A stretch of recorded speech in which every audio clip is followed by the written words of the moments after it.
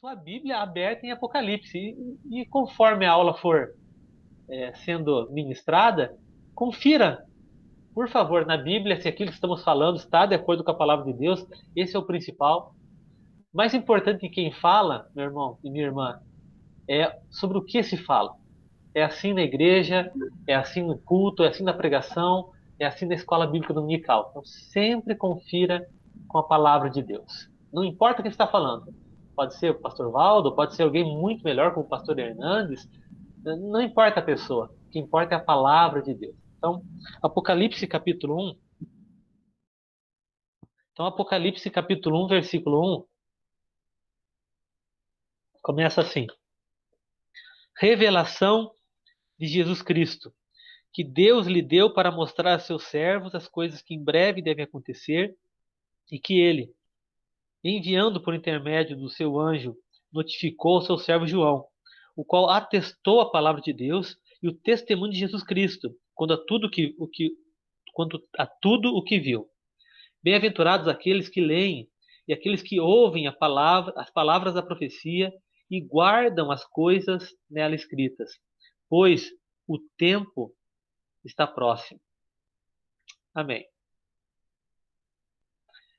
Apocalipse começa dizendo revelação de Jesus Cristo. Nós já começamos, deixa eu só clicar aqui. Quando falamos em Apocalipse, talvez a primeira coisa que vem à nossa mente são perguntas. Perguntas, por exemplo, pastor, o livro do Apocalipse, ele fala o dia de hoje? Ou, talvez mais ainda, na época que vivemos. Tudo que estamos vivendo, o coronavírus, as nuvens de gafanhoto, as tempestades de areia, os terremotos, os cataclismas, né? As calamidades na natureza, os problemas nos relacionamentos, guerras, tudo isso significa que Jesus está voltando? Tudo isso significa que aquilo que foi predito no Apocalipse já está acontecendo? Significa que o mundo está acabando? Veja, são dúvidas que vêm à nossa mente quando nós pensamos em Apocalipse. E uma outra sensação ou sentimento que também vem à nossa mente quando pensamos em Apocalipse é o medo. Então o mundo está acabando, vai acabar em fogo. O que vai ser da minha família? O que vai ser de mim? Fora isso, além desse medo com relação às coisas que vão acontecer, quando nós lemos o Apocalipse, surgem outros medos, porque lemos, por exemplo, palavras como caos, Armagedon, dragão, besta, que mais? Anticristo. Quantas palavras, né, que vêm ao nosso coração e à nossa mente, e isso começa a produzir medo. Eu tinha um vídeo aqui, acabei não passando antes para o Benjamin, mas na próxima aula eu tento passar esse vídeo. Foi um vídeo que foi feito na internet com a narração de Cid Moreira e também algumas notícias que foram vinculadas, né, na televisão, que às vezes nos produz também essa sensação de medo. Ah, então, pastor, o mundo está acabando, o que vai ser de nós, né? É, são meteoritos que caíram na Terra, são pestes, pandemias que têm acontecido nos continentes, é a fome que tem se alastrado, são guerras que têm aumentado, e tudo isso começa a produzir, então, em nós medo e incertezas. Será? Será que o mundo está acabando? Será que Jesus está voltando? Será? Tudo isso acontece, então, quando nós pensamos no Apocalipse. E para entender um pouquinho melhor o Apocalipse, eu queria convidar você a, a entender um pouco melhor também a Bíblia. Para nós chegarmos no Apocalipse, nós temos que entender que o Apocalipse é o clímax da Bíblia, é o encerramento, me perdoe o palavreado, né, mas é o encerramento com chave de ouro da Bíblia. É como Deus encerra todas as suas promessas e concretiza tudo aquilo que prometeu. Então, só para lembrar, coloquei na tela uma breve cronologia, né, bíblica, bem resumida, né, onde tem o Antigo Testamento, né, também chamado Antiga Aliança, que tem a lei, e ali os livros históricos dos profetas, e tem o Novo Testamento, que é a Nova Aliança, onde aparece os evangelhos, Atos, daí apareceu ali a palavra as cartas, né, e finalmente o Apocalipse. E em cima, né,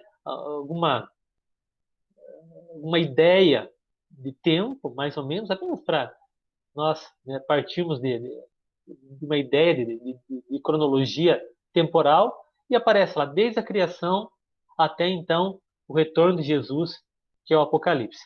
Mas assim, desde a criação até a vinda de Jesus, que foi o seu nascimento, a sua crucificação e depois a sua ressurreição, quando ele é assunto aos céus, a igreja se inicia e aí se espera o retorno de Jesus. Então, da primeira parte nós chamamos de Antigo Testamento e a segunda parte, então, de Novo Testamento.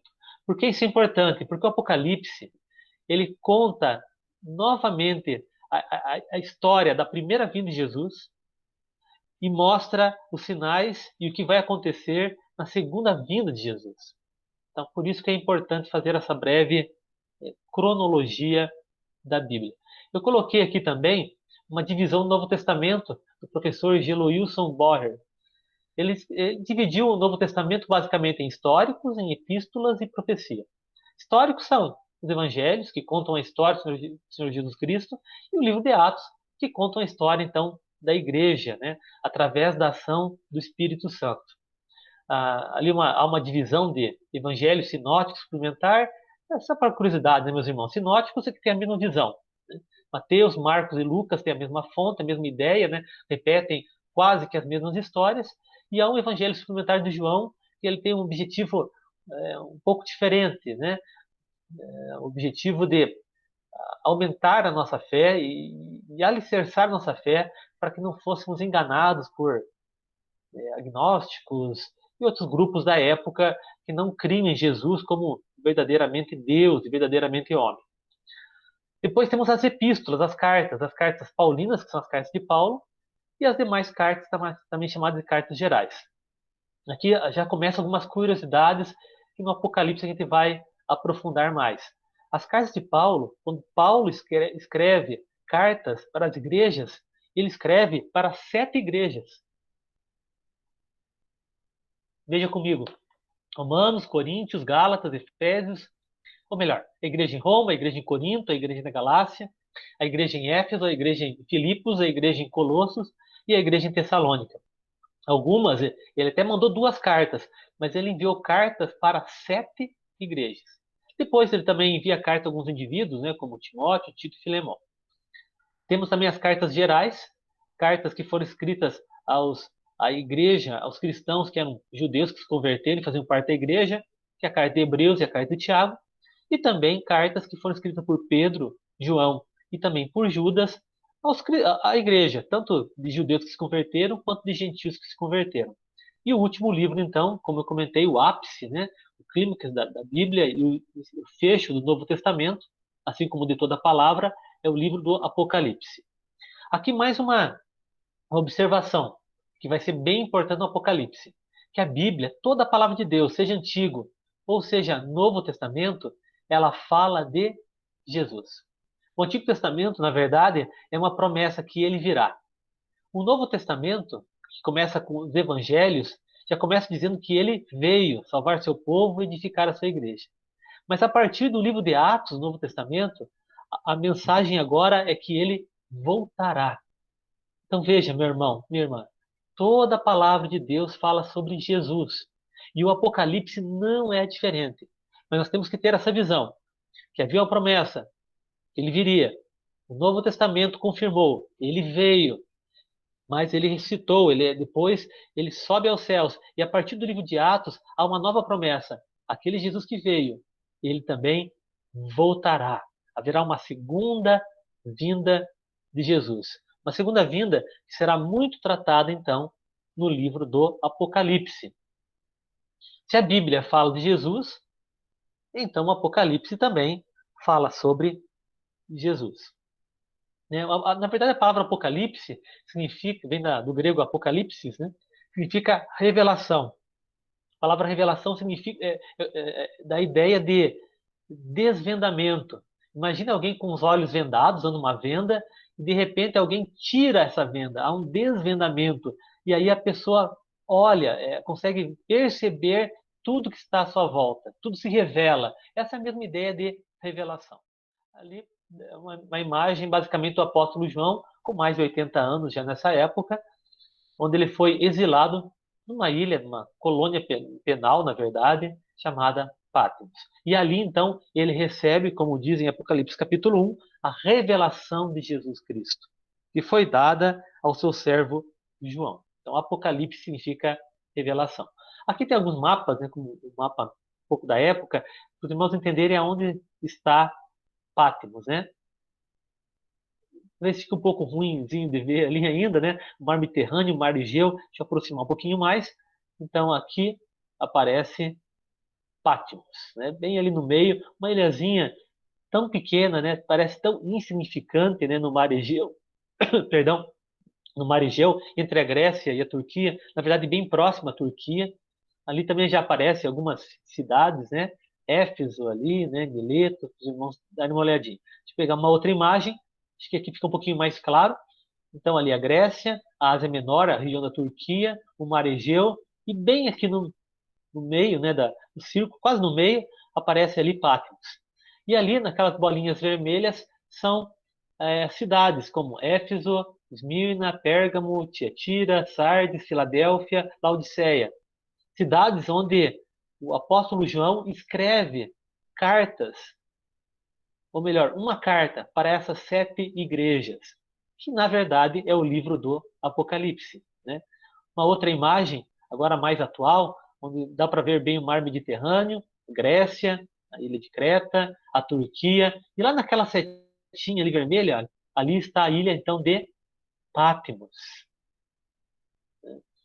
E finalmente, né, deixar bem mais claro ali, né, a ilha de Patmos e as 7 igrejas da Ásia Menor, hoje atual Turquia, mais uma vez ali, Éfeso, Esmirna, Pérgamo, Tiatira, Sardes, Filadélfia e Laodiceia. Quando o apóstolo João recebe essa mensagem, essa revelação de Jesus, ele deveria escrever essa mensagem e enviar essa mensagem lá da ilha de Patmos, né, à igreja do Senhor. Na verdade, as 7 igrejas.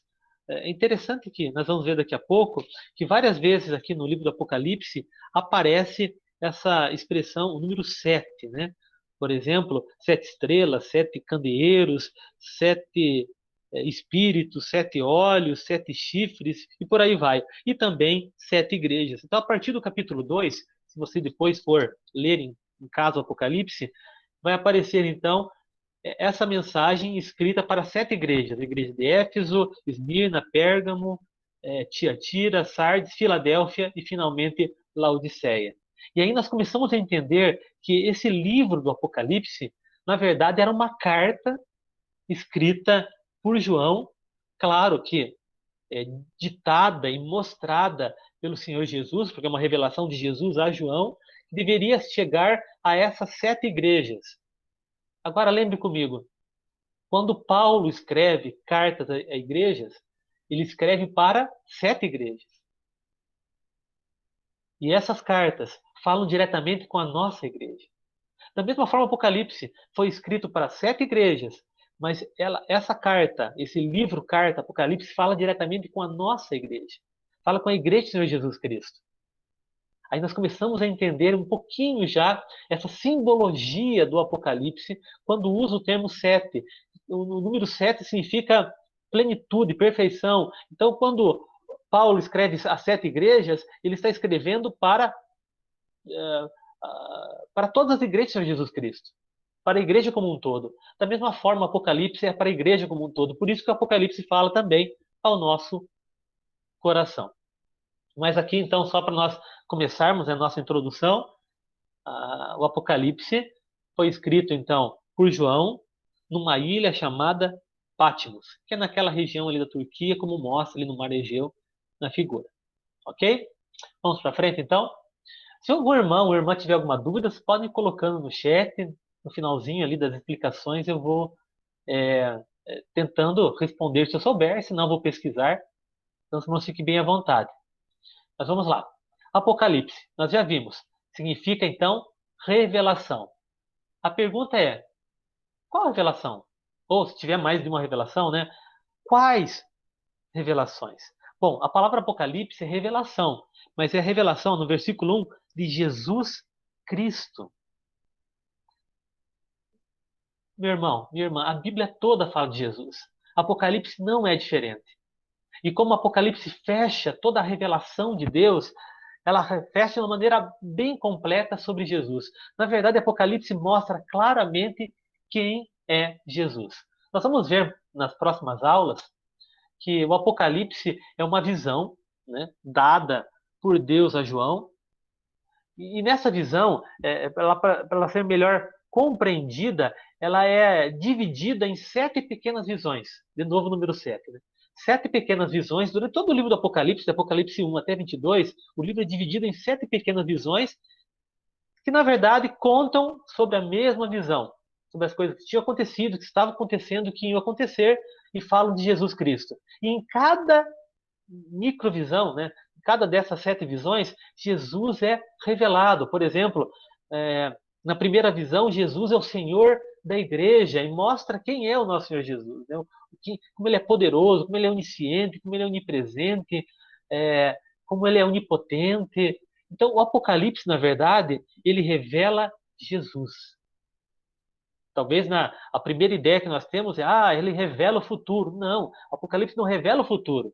O Apocalipse revela Jesus. É a revelação de Jesus Cristo, que Deus deu ao seu servo João, para chegar, é claro, para nós da igreja. Então nós devemos ler o Apocalipse para conhecermos mais Jesus Cristo.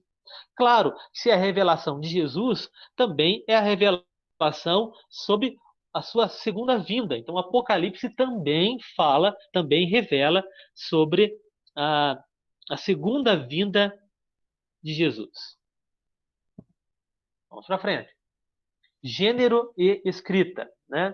Qual é o gênero? Bom, já que o Apocalipse, então, é uma escrita, ele foi escrito por João, e é um livro, na verdade, que é uma carta, né? E já aparece aqui, né? É um livro-carta para a Igreja do Senhor Jesus Cristo, na época para 7 igrejas, hoje para todos nós, para toda a Igreja de Jesus, né? Qual é o gênero? O gênero é o apocalíptico, vem do grego apocalípticos, significa que revela. Né? Há outras literaturas, há outros escritos também chamados de apocalípticos. Hoje, por exemplo, né, são livros que falam sobre revelações do fim dos tempos. Né?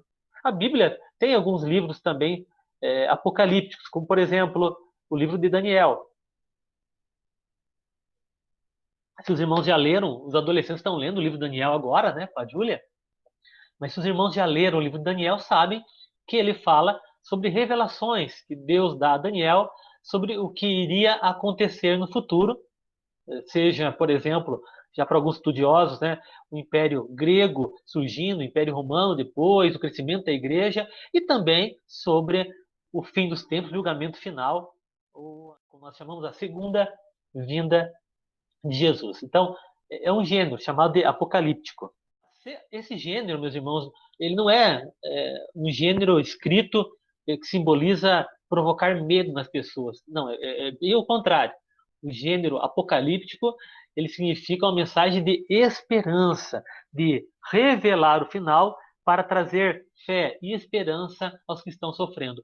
Na verdade, o livro do Apocalipse tem exatamente essa função dada por Deus, de trazer para nós não medo ou insegurança, mas fé e esperança num Deus que já escreveu o final da história.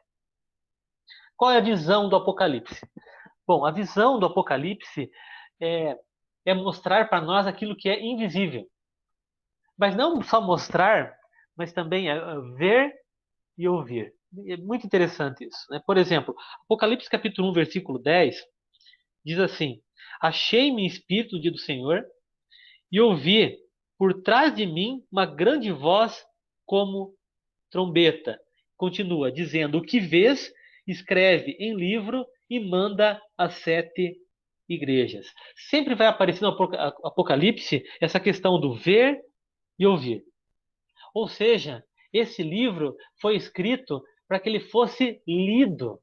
Lido particularmente como nós, né, em casa, no nosso devocional, mas também lido em alta voz, para ser ouvido também por outras pessoas, ele deve ser pregado, ele deve ser estudado. O Apocalipse é o clímax da Bíblia. Toda a Bíblia ela deve ser lida de maneira particular, mas deve ser lida de maneira coletiva. Várias cartas, né, falam sobre isso, de Paulo, de Pedro, né? Leiam essa carta na congregação. A ideia é essa, porque através da leitura dela, da pregação dela, do estudo dela, Deus fala ao nosso coração. Da mesma forma, o Apocalipse tem essa visão. O Apocalipse foi escrito para ser lido, mas também para ser ouvido. Apocalipse 1:3, Apocalipse 2:7, 11, 17, 29, Apocalipse 3:6, 13 e 22. São vários versículos que dão essa ideia. Porque quando nós lemos, ouvimos, vemos e ouvimos, nós aprendemos. E aí nós podemos, então, guardar no nosso coração, né? Por exemplo, deixar bem claro, meus irmãos, isso em Apocalipse 1:3 diz assim: Bem-aventurados aqueles que leem e aqueles que ouvem as palavras da profecia, e então guardam as coisas nela escritas, pois o tempo está próximo. Novamente, essa ideia de ler, de ouvir, para guardar no coração. E guardar aqui não é no sentido apenas de guardar, decorar, mas é guardar no sentido também de obedecer. E tudo isso vai gerar, então, as bem-aventuranças. Até eu coloquei ali a palavra caminho, né? Na verdade, a visão do Apocalipse é nos dar o caminho da felicidade. É possível ser feliz com Deus. É possível ser feliz mesmo em meio a tribulações, a dificuldades e lutas. É possível. Por isso, o Apocalipse mostra um caminho. Por sinal, são 7 bem-aventuranças, né? Começa no 1:3, né? Bem-aventurado aqueles que leem e aqueles que ouvem as palavras e guardam, né? Então, como ser feliz, pastor? Ouvindo, lendo e guardando a palavra de Deus. O Apocalipse, então, ele nos dá um caminho da felicidade. Né? Como é possível ser feliz? Claro que é possível ser feliz com Deus. Não que Deus existe para nos fazer felizes. Pelo contrário, nós é que existimos para glorificarmos a Deus. Mas quando nós glorificamos a Deus, nós podemos ter, sim, felicidade aqui na terra. Não significa isenção de problemas. Não significa não ter lutas. Mas significa ter Deus ao nosso lado. E o Apocalipse mostra esse caminho. Autor e destinatário. Quem escreveu o Apocalipse? Bom, como nós já lemos aqui, o autor foi o apóstolo João. João, na verdade, foi o único apóstolo, meus irmãos, que não foi martirizado. Todos os apóstolos, sem exceção, sofreram martírio, foram mortos, assassinados por anunciarem o evangelho. João foi o único que não.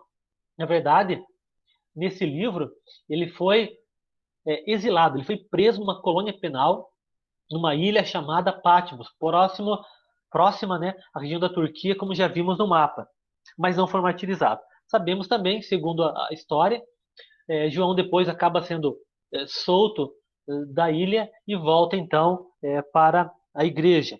João era um líder também na igreja na cidade de Éfeso, por isso a proximidade ali com Patmos. E ele foi exilado então exatamente na época do imperador Domiciano, que daqui a pouco falarei um pouquinho mais sobre isso.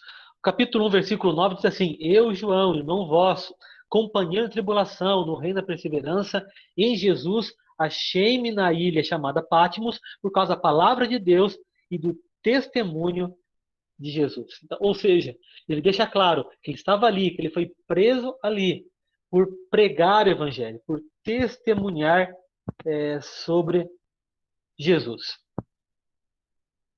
E o destinatário, versículo de número 11, diz assim: escreve às 7 igrejas. E era para escrever, então, uma simbologia a todas as igrejas, a igreja, ao povo de Deus.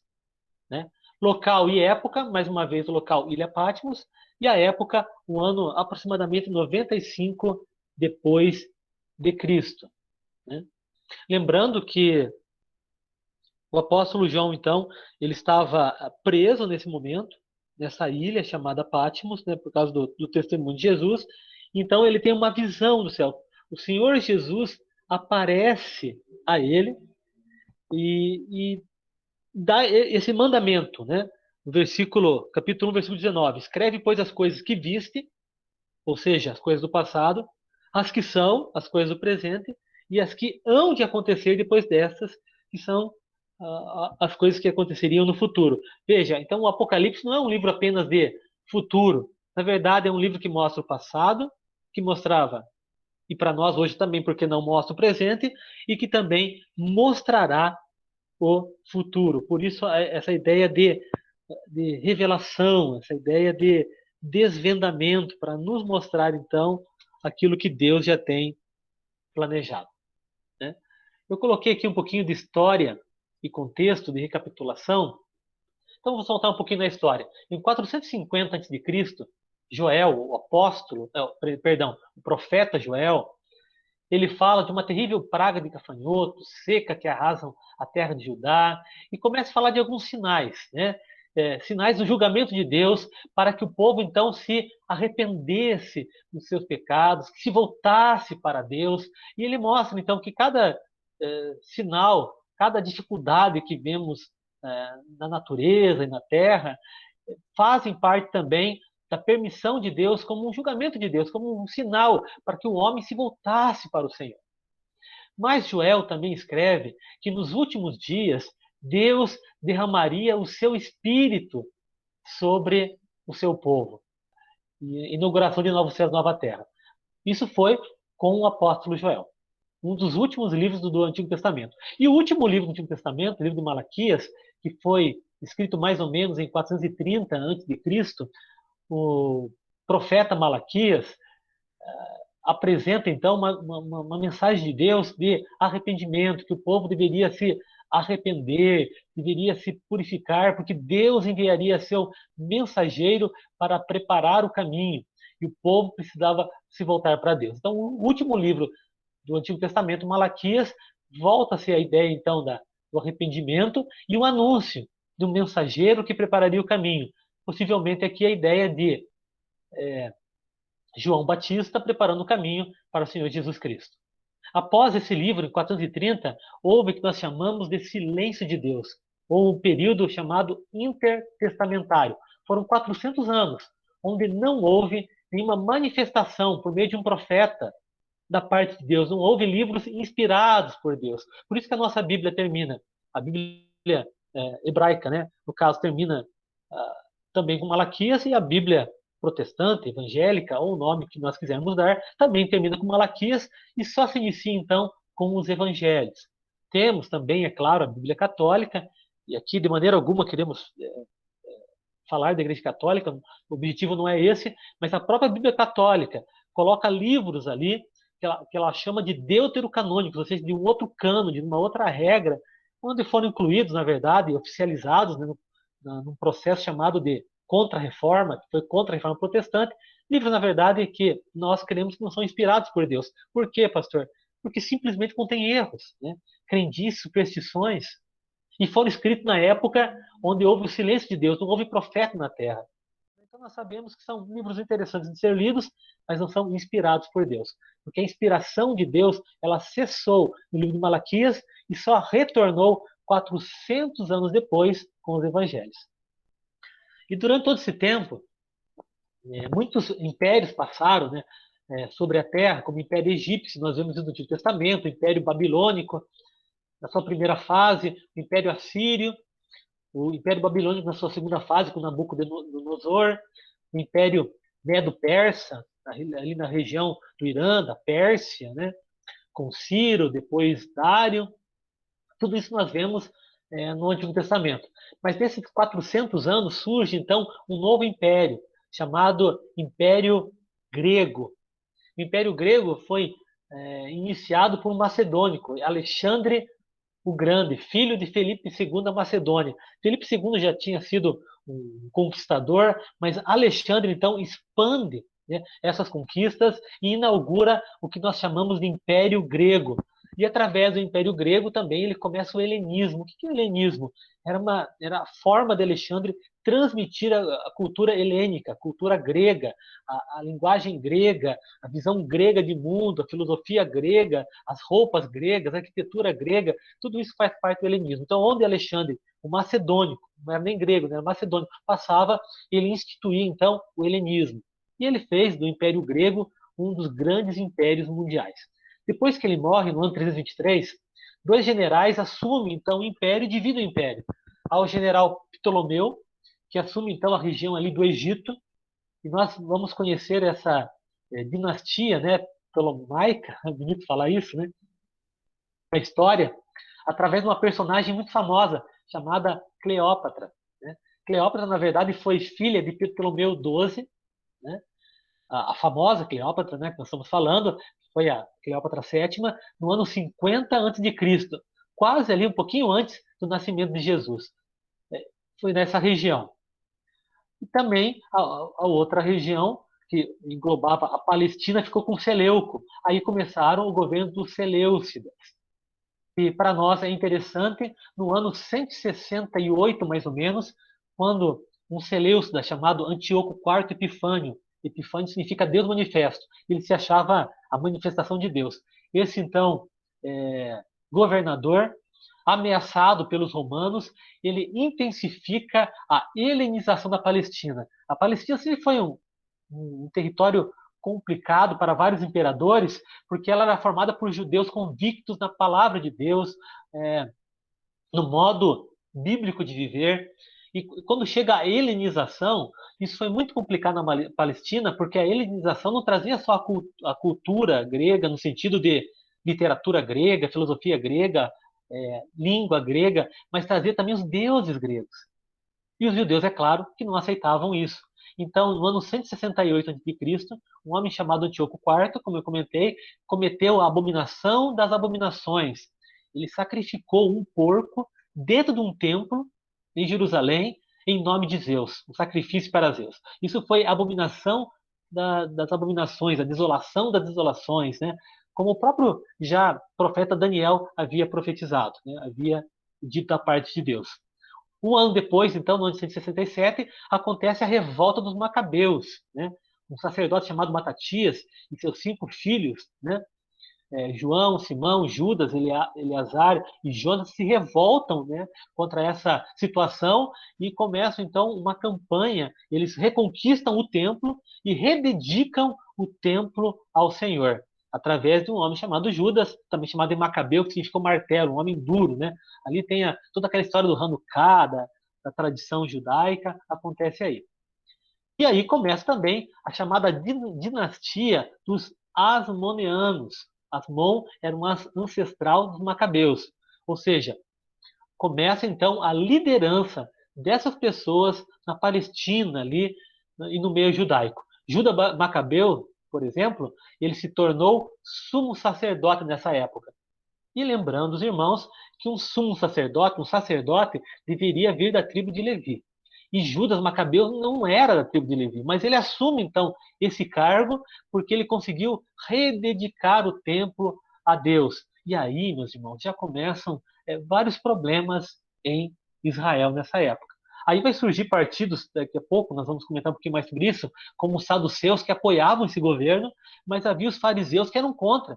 Eles contestavam, diziam, não, não pode, Judas Macabeus não pode ser sumo sacerdote, ele não faz parte da linhagem de Levi e tudo mais. Né? Então ali já começam algumas situações. E um grupo de judeus, vendo toda essa situação, essa confusão, se isola e surgem também os essênios. Né? Tudo isso nesta época. Né? Época, então, que fica muito claro esse nome, judeu, nome que vem de uma tribo de Israel também chamado de Judá, do Reino do Sul, o reino que foi considerado então mais fiel a Deus. E esse termo judeu então ficou. Também surgem outros termos como samaritanos, né? E lembrando também, meus irmãos, que na época de Jesus, só fazendo o gancho, né, havia 2 sacerdotes, né, Anás e Caifás. Então, veja a confusão que ficou, tudo porque um homem chamado Judas Macabeus toma o título de sumo sacerdote, os fariseus são contra no começo, os saduceus apoiam, mas depois aquilo começa a cair no cotidiano normal, e aí chega o cúmulo. A palavra sumo sacerdote significa um sacerdote principal, chega ao cúmulo de ter 2 sacerdotes, tanto Caifás, que era saduceu, como Anás, que era sogro de Caifás. Então, uma confusão tamanha em Israel. Por isso, os fariseus, né, e todas essas críticas com relação aos saduceus. Havia também na época os zelotes, aqueles nacionalistas que, inspirados também por Judas Macabeu, pela história, queriam colocar armas e reconquistar é, Israel pela força. Havia nesse grupo sicários que usavam a sicai, né, uma adaga curta, eram os terroristas da época, né, em nome de Deus. Havia os herodianos, os partidários da família de Herodes. Havia também, naquela época, os escribas, que eram responsáveis pelas cópias da lei, os doutores da lei, que entendiam e podiam escrever, né, e copiar. Havia também os publicanos, que eram os funcionários públicos judeus, que trabalhavam para o Império Romano para cobrar impostos do próprio povo e ainda cobrar a mais, né?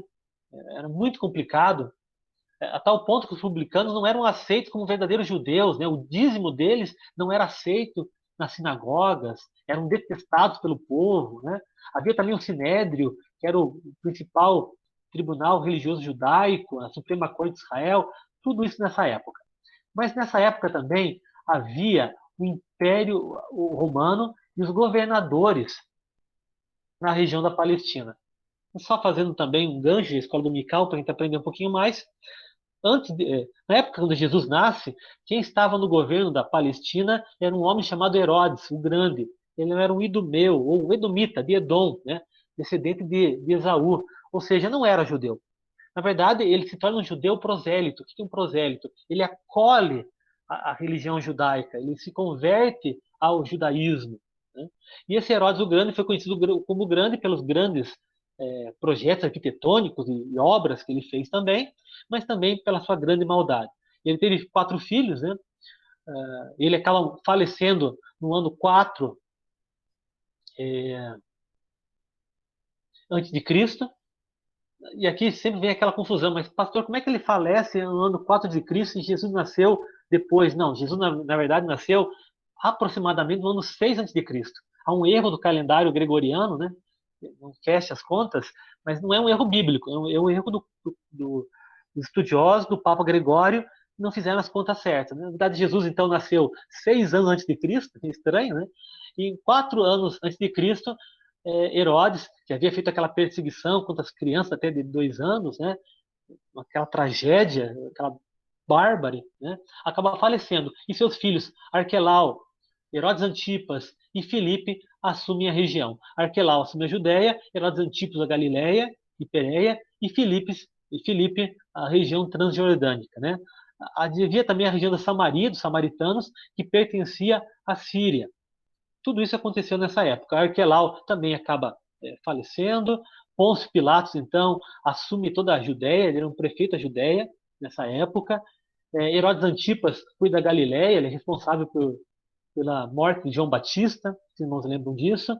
E após ele, os seus sobrinhos assumem. Primeiro, Herodes Agripa I, sobrinho de Antipas, foi o último rei da região da Judéia. Nós vemos isso lá em Atos capítulo 12, né?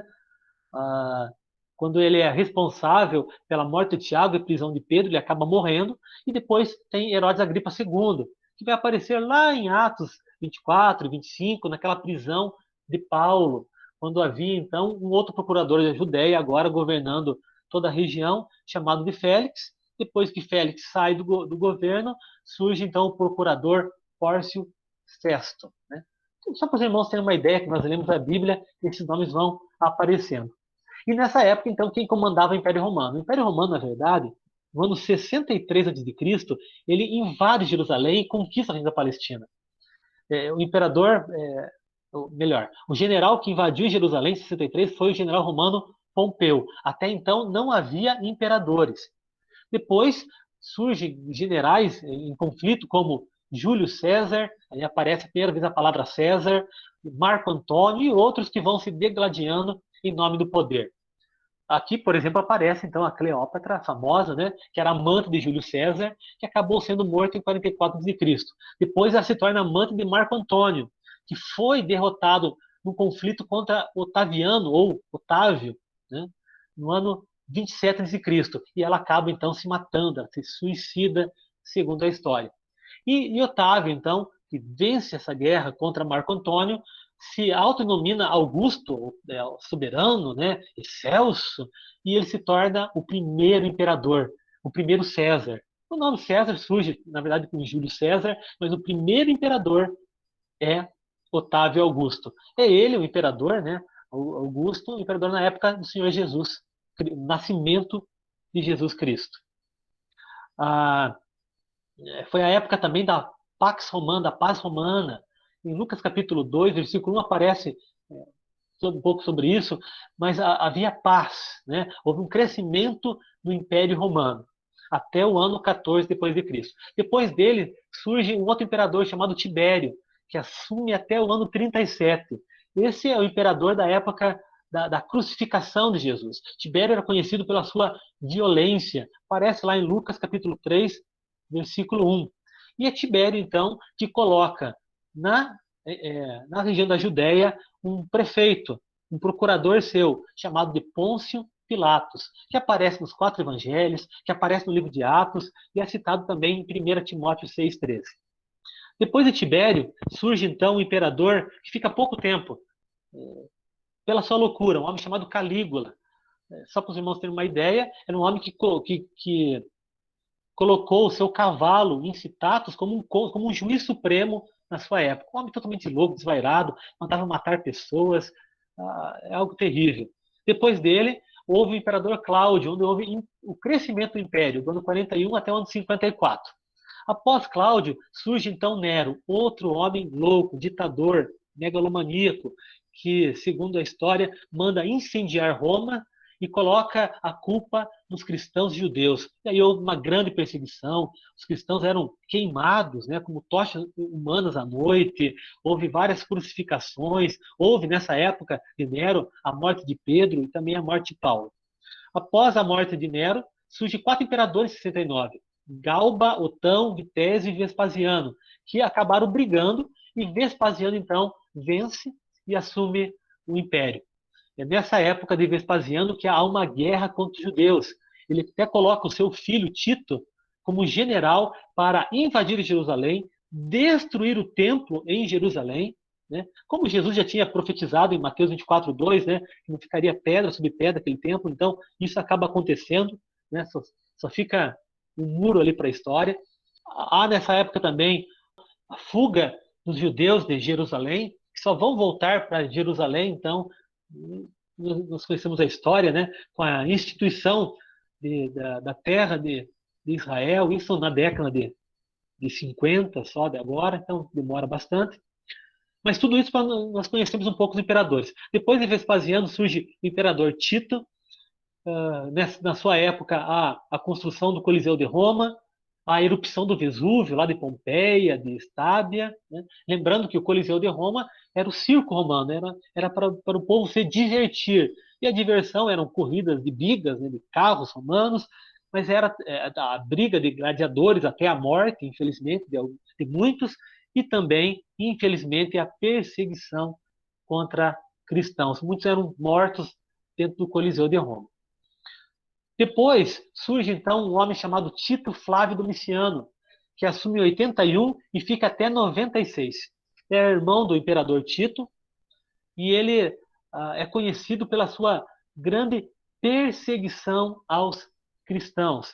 Domiciano, ele era chamado, ele pedia, né, ele ordenava que fosse chamado de Dominus et Deus, ou seja, a hora que você chegava diante dele, você deveria chamá-lo de meu Senhor e meu Deus, nosso Senhor e nosso Deus. Então, os irmãos já começam a imaginar que dificuldade foi isso para os cristãos. Que, claro que obedeciam o imperador, claro que honravam as autoridades, mas eles não cultuavam como Deus. Desde o segundo imperador, que foi Tibério, havia no Império Romano o culto ao imperador. O imperador era um símbolo de Deus, ele deveria ser cultuado como Deus. E Domiciano levou isso às últimas consequências. As pessoas deviam se ajoelhar diante dele. Devia haver cultos para ele. E é claro que então nessa época os cristãos foram perseguidos, porque os cristãos não adoravam o imperador. Depois dele teve o imperador Nerva, foi quando João é libertado de Patmos e vai a Éfeso, e, por último, o imperador Trajano, quando houve, então, a morte do apóstolo João. Mas, nessa época, do ano 95, o governo estava na mão de Domiciano. E João, então, por não se curvar como adorador do imperador, ele é preso numa ilha chamada Patmos. Né? Aqui é só para os irmãos terem uma ideia de tudo que estava acontecendo nessa época. Por isso, essa recapitulação. Já estou terminando, tá, meus irmãos? Também o livro de Apocalipse apresenta algumas dificuldades. Né? Por que dificuldades, pastor? Bom, dificuldades aqui no sentido de tempo. Quando ele foi escrito, né, no ano 95, 96 depois de Cristo, né, para hoje, há uma grande diferença de tempo. Mas não só de tempo com relação ao tempo que foi escrito, mas aquilo que foi escrito. Em Apocalipse 1,19 diz assim: escreve as coisas que você viu, as coisas que são e as coisas que hão de acontecer. Então, o livro do Apocalipse ele não fala de futuro, ele fala de passado, presente e futuro. E se nós não entendermos isso, fica muito difícil. Por isso, uma dificuldade. É muito difícil de entender Apocalipse. Agora, se nós entendemos que é passado, presente e futuro, as coisas já começam a ficar mais fáceis. Uma outra situação é a questão da simbologia. O Apocalipse foi escrito de maneira simbólica. Por quê? Primeiro, porque foi escrito na época do Império Romano. E essa mensagem do Apocalipse que João escreve da parte de Jesus deveria chegar para a igreja. Mas se o Império Romano visse, lesse e entendesse que ali ensinava que o imperador não deveria ser adorado, que o imperador muitas vezes seria uma figura de um anticristo, que só Deus deveria ser cultuado, eles não deixariam passar essa mensagem. Então João usa de símbolos. Assim como Jesus várias vezes usou também de parábolas, né? Para que aqueles que não fossem de Deus não entendessem, mas aqueles que fossem do seu povo compreendessem. Várias vezes Jesus usou essa expressão usando as parábolas. João usa da mesma forma também essa questão então simbólica para que a igreja entendesse, mas os perseguidores da igreja não compreendessem. Também simbólica, porque o símbolo ele não sofre o efeito do tempo, não importa quanto tempo passe, um símbolo é um símbolo. Né? Um símbolo de um cordeiro, de um leão, a mesma ideia que tinha naquela época é a mesma ideia de hoje. Cordeiro, uma pessoa mais mansa, calma, tranquila. Leão, força, coragem. Né? Então, a mesma simbologia da vela, né, da luz que ilumina naquela época, é a mesma da luz que ilumina hoje. Por isso a simbologia. E também porque o símbolo comunica emoção. O mesmo sentimento que João teve ao ter a visão é passado para nós hoje, quando nós vemos, né, assim, aquelas joias preciosas, quando nós vemos o leão da tribo de Judá, aquela mesma sensação é passada para nós. Então, o Apocalipse apresenta dificuldades com relação ao tempo e também à simbologia. E se nós não entendermos isso, é claro, fica difícil de entender o Apocalipse.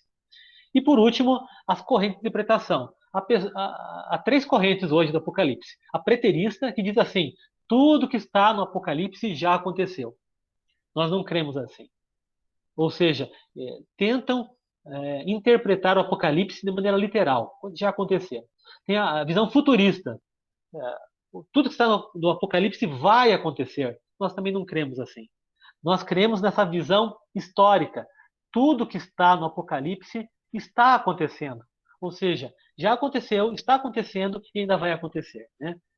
Um gerúndio, um presente contínuo, quase um futuro contínuo também. Né? Nós cremos, então, nessa visão do Apocalipse, de coisas que aconteceram, estão acontecendo e que vão acontecer. Né? Então, de quando a quando, pastor? Entre a primeira e a segunda vinda de Cristo. Lembre-se, meus irmãos, o Apocalipse é o clímax da Bíblia e é o fecho do Novo Testamento. Fala de Jesus, começa com a primeira vinda e termina então com a segunda vinda, termina com o Apocalipse.